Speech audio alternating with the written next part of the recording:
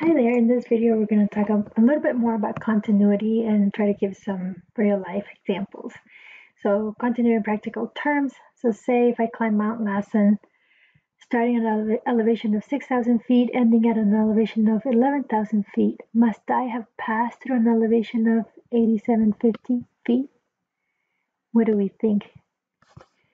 Did I have to go through that elevation to go from 6,000 feet? So if you go to the base of the, not the base of the mountain, but at the trailhead to climb the peak is at 6,000 feet. And then you don't quite end up at 11,000. For those of you who may have gone to Lassen and may have done this height, is more like 10,450 something feet. But that's just around over here. So do I have to have passed through that elevation? Hopefully, right? So if I start my hike, so I'm gonna do this little mountain here. I guess I could have kept the same graph, but if I start at 6,000 feet and I start my hike here, and then I make it to 11,000 feet, the peak, then do I have to have crossed 8,750 somewhere along the way? Yes, right, unless I have some sort of teleportation that I can skip going through it. This represents, so this is an example of my hiking path is a continuous path. So I am hiking a continuous trail, and so I have to have passed that. So the elevation is also a continuous function. So then in order to go from 6,000 to 11,000, I have to have passed every value in between.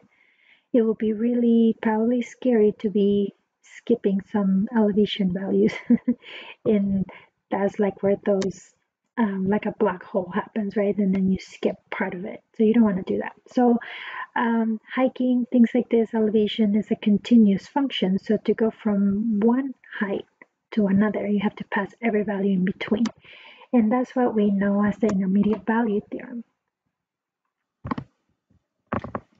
So the intermediate value theorem tells us that if we have a continuous function on a closed interval, and L is a number between f of A and f of B, then there's at least one number C in that open interval AB, satisfying that the function value of C is equal to that L. So here, for example, back to my mountain hiking experience, I have my interval is going to be then the time when I started hiking, that will be like my AB, and then my function values are the elevations. So if I start here at a particular time, say I start at 8 a.m., right, and then I end like at,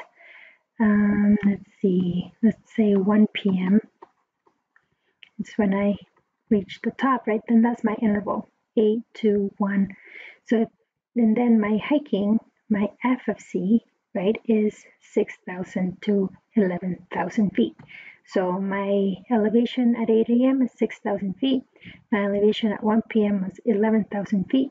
So somewhere between 8 a.m. and 1 p.m., I have to have crossed 8,750 because this is a continuous path on my closed interval. Why closed? Well, because if I had something that wasn't a closed interval, so say that I had A and B, and my function is only continuous on the open interval AB, right? So if this is my case, so if it's continuous on the open interval AB, do I have to cross 8,750?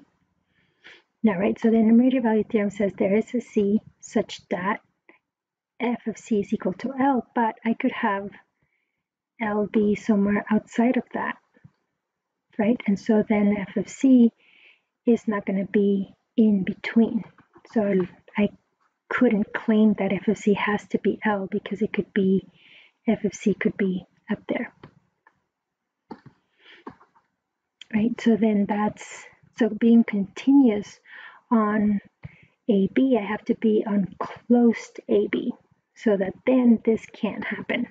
right? If I'm on the closed interval, AB, then those are filled in. And now I have to have it.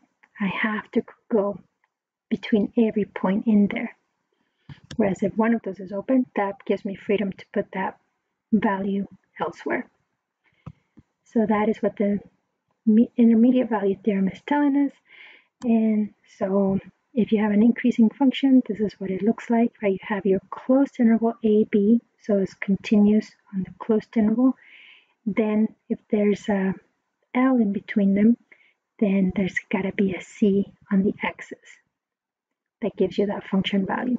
And there could be multiple ones as well. That's what this graph is saying. Another practical application is I'm going to show you this funky looking pancake and see if could we cut it in half. So if this was the last pancake at breakfast morning and you and somebody want to share it and you want to cut it exactly in half, how would you do that? Could you cut it in half? Now this, I know that they may appear symmetric, but they're not. And so how do you find the halfway point? How do you know you have exactly half the pancake? So one way to think about it is imagine that you hold the knife and you start with on the left at 0 and measure the area of the pancake as you go across. So as you start moving the knife, right, at the start of the pancake here at 0, you'll have 0% of the pancake. And then as you get all the way to the right, then if you put the knife here, you will have 100% of the pancake. So, and you're looking for the area as you move your knife from left to right, right? Area to the left of the knife and area to the right of the knife. So assuming that the area is a continuous function, because it is, at some point you're going to have your knife position is going to be somewhere where you have 50% of the area on either side. So let's look at what I mean by that. So here's our blob, our pancake, and the blue line, let's say, represents the knife. So right at the edge of the pancake of the red there, that's going to be 0% of the pancake. And then as we make it all the way across, right, you're going to have 100% of the pancake. And so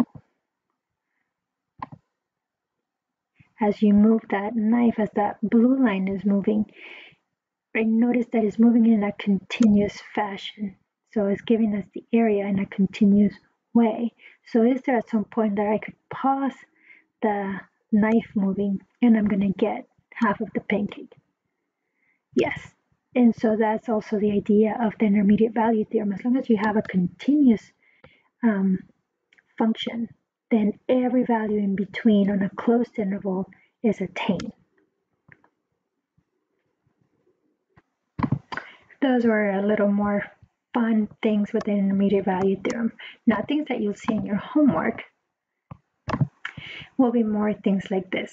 So use the intermediate value theorem to show that this function has a solution on the interval 0, 3. All right, so then in order to do something like this, it says use the intermediate value theorem. So one of the things that we're going to want to do is make sure the conditions of the intermediate value theorem are met. And so I really, really recommend that you find a 3x5 note card and start putting important theorems on there. And so like in the previous videos, we were doing the continuity checklist, put that on a 3x5 note card. Intermediate value theorem, put that in a 3x5 note card. As we go through more calculus concepts, I'll prompt you of things that you need to have so that you memorize them and know the conditions. So the conditions of the intermediate value theorem are that we have to have a function that is continuous on a closed interval.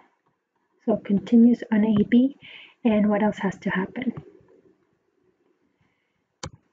So let's go here. Suppose f of x is continuous on a closed interval AB and L is a number between f of A and f of B, then there's at least one number C satisfying f of C equals L. So f of x is continuous on AB, and we have f of A is less than L less than f of B, and it just says L is a number in between, right? So it could be or f of B less than L less than f of a, depending on whether you have an increasing or a decreasing function.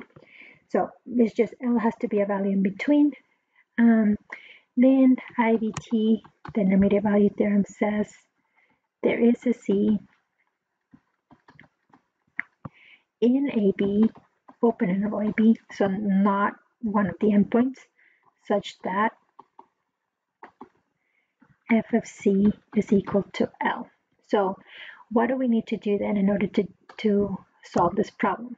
We need to get our hands on an AB. So find a closed interval AB where our function is continuous, which means what function? So we also need to find a function. So we need a function, and then we need to find an interval. So based on this, I'm going to say, well, let's let the function be the thing on the other side of 0. Let's that be f of x. So I'm going to say here, let f of x equal negative x to the 5th minus 4x squared plus 2x plus 5. And I'm going to start with the interval that was given to me. So show that it has a solution on the interval a0,3. So let AB be the interval 0, 3. Is the function continuous on that interval? Right, I have to, in order to use the intermediate value theorem, I have to say that f of x is continuous on a closed interval. I have a function, I have a closed interval. I need to make the argument that my function is continuous on that closed interval. Well, is it continuous on that? Yes. Right, f of x is a polynomial, so it's continuous on the entire real line. So if it's continuous on the entire real line, of course it's going to be continuous on a closed interval. So I can say it's continuous on that closed interval, so it's continuous on the entire real line. So now I have the first condition of the intermediate value theorem. Now I need to establish that L is a number between f of a and f of b. What's my L in here? I want f of x to equal 0. So that is going to be my L. So L is 0. So keeping in mind that L is 0, let's make the relationship. So I want f of a, let me say, we want L to be between f of a and f of b.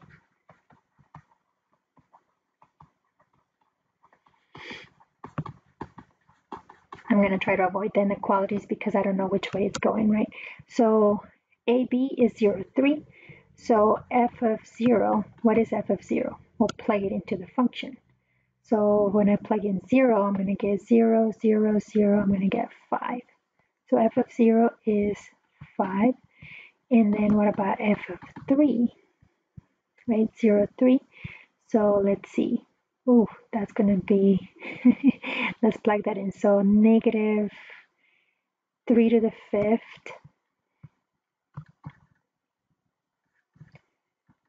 and then minus 4x squared, so 3 squared plus 2x, so 2 times 3 plus 5. So because that's my f of x. And so do this on your calculator and what do we get? So notice that the negative is outside of the parentheses, right? Because my function is negative x to the 5th. So think about that as negative 1 times x to the 5th. And x is 3. So this is just negative 1 times 3 to the 5th.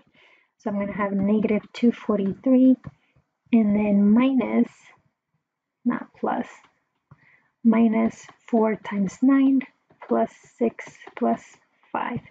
And what do we get?